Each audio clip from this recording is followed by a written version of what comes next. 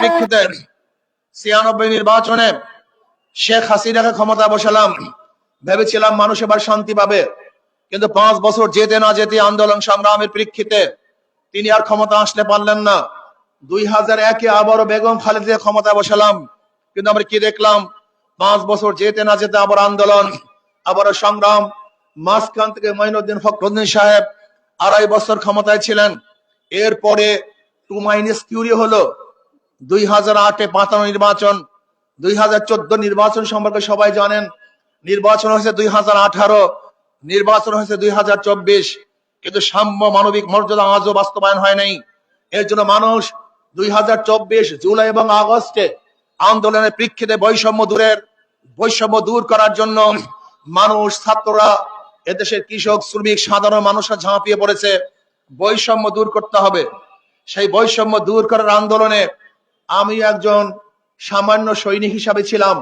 আমি আমার উপস্থিত জনগণকে বলতে চাই, সেই বৈষম্য বিরোধী আন্দোলনে ফখরুল সাহেব সামনের কাতারে ছিলেন না, সালাউদ্দিন সাহেব সামনের কাতারে ছিলেন না, তারেক সাহেব সামনের কাতারে ছিলেন না, শফিক সাহেব সামনের কাতারে ছিলেন না, কিন্তু আমি বান্দা ফয়জুল করিম ট্যাঙ্কের সামনে ছিলাম, বুলেটের সামনে ছিলাম। কেন? কিসের জন্য?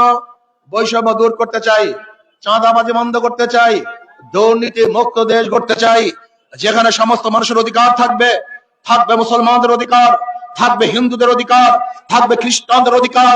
আমার জেলে, তাঁতি, কামার, মজদুর, ঋষি, কামাররা বুক ফুলিয়ে হাঁটবে, দুমুঠো খানা খাবে, বস্ত্র পরিধান করবে, বাসস্থান পাবে। বাংলাদেশের গরিব ছাত্রগুলি পড়াশোনা করবে। বৈষম্য থাকবে না, মারামারি থাকবে না, চাঁদাবাজি থাকবে না, গুন্ডামি থাকবে না, মাস্তানি থাকবে না। এই বুক ভরা আশা নিয়ে রাস্তায় ঝাঁপিয়ে পড়েছিলাম। বুলেটের ভয় করি নাই, ট্যাঙ্কের ভয় করি নাই, ভেবেছিলাম মানুষের অধিকার বাস্তবায়ন করব। আমরা কি দেখলাম?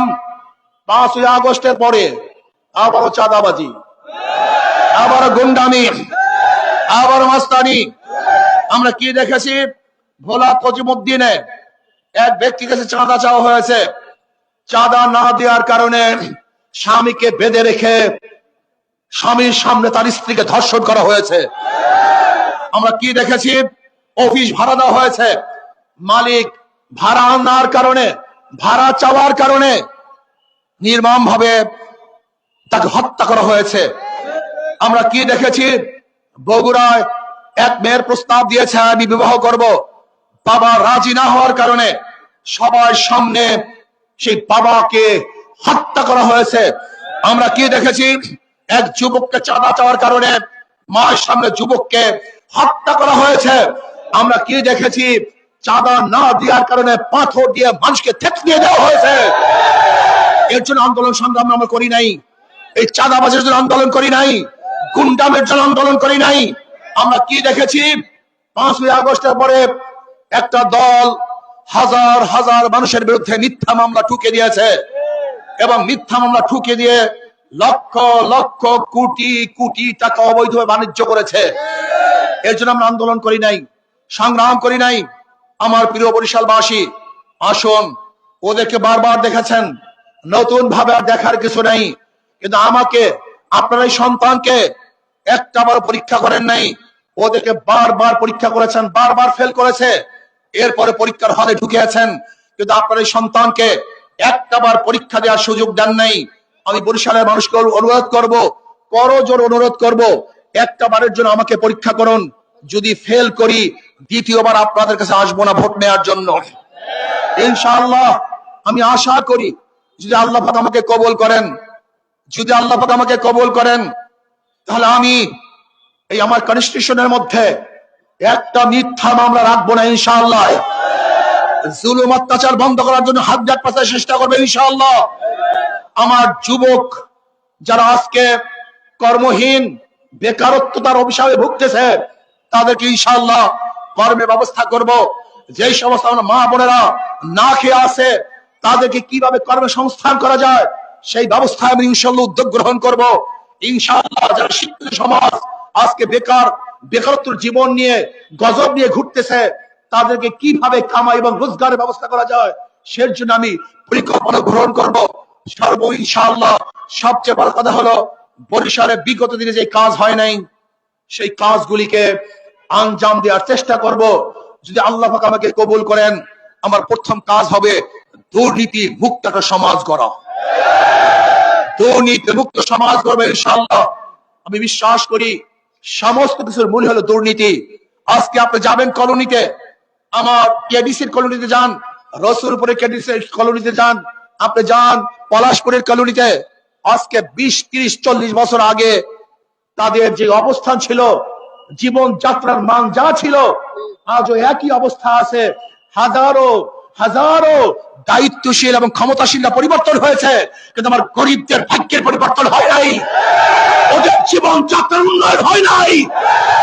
ওদেরকে বারবার ঠকিয়ে ওরা ভোট দিয়ে আঙ্গুল ফুলে কলাগাছ হয়েছে, কিন্তু আমার গরিব দুঃখী বেড়ে মানুষের ভাগ্যের পরিবর্তন ওরা করে নাই। এই ডাকাত এবং চোর লুটেরাদের বিরুদ্ধে একটা আন্দোলন করতে হবে, সংগ্রাম করতে হবে ইনশাআল্লাহ। আমি বরিশালে কোনো দল বুঝি না, আমি কোনো দল বুঝি না, নেতা বুঝি না।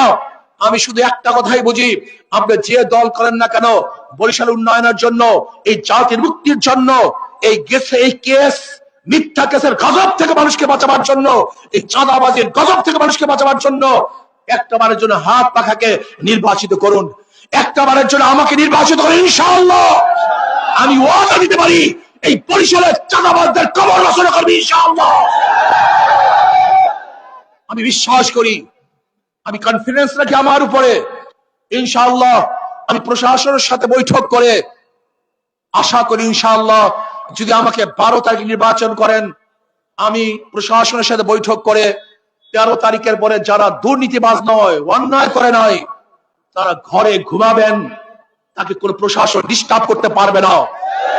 আমি ওয়াদা দিলাম ইনশাআল্লাহ, যদি আল্লাহ পাক আমাকে কবুল করেন, আপনাদের ভোট পেয়ে যদি আল্লাহ পাক আমাকে নির্বাচিত করেন, আমি সংসদে কোরআন ও সুন্নাহর বিরুদ্ধে আন্দোলন করব, কথা বলবো, বক্তৃতা করবো ইনশাআল্লাহ। আমি মুসলমান, হিন্দু, বৌদ্ধ, খ্রিস্টানদের পক্ষে কথা বলবো। আল্লাহ আমাকে এবং আমাদের সবাইকে ঐক্যবদ্ধ ভাবে এই বরিশাল গড়ার তৌফিক দান করেন। আগামী 12 তারিখ যে যে দল করেন না কেন, শুধু শান্তির জন্য, মুক্তির জন্য, একটাবারের জন্য হাত পাখাকে বিজয় করবেন, এই অনুরোধ, এই আশা রেখে আজকে মিছিলের পূর্বে বক্তৃতা আমি এখানেই সমাপ্ত করলাম। আল্লাহ আমাদের সবাই কবুল করেন। আমরা এখন মিছিল করব।